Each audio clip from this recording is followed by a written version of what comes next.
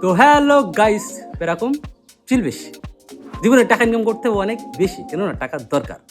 তো আমি একজন তুর্কি সাইপ্রাস প্রবাসী এবং এই তুর্কি সাইপ্রাসে আসার জন্য অনেকে আগ্রহী। যারা আসতে পারছেন না বিষয়টা বন্ধ থাকার কারণে এরা অনেকে অনেক রকম ডিসিশন নিচ্ছেন। তো এদের ভিতরে সবথেকে একটা বড় ভুল ডিসিশন হচ্ছে যে ভাই, স্টুডেন্ট ভিসা।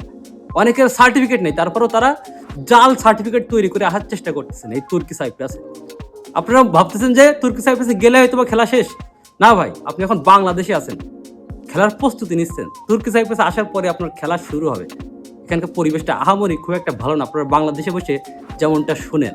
আসার পর অনেকের ভিসা থাকবে না, অনেকের কাজ থাকবে না, অনেকের থাকার জায়গা থাকবে না, সব কিছু মিলে একটা চোদর বোদর অবস্থা। তো যদি মনে করেন যে তুর্কি সাইপ্রাস গেলেই খেলাটা শেষ, আসলে এটা ভুল। আসলে খেলাটা শুরু।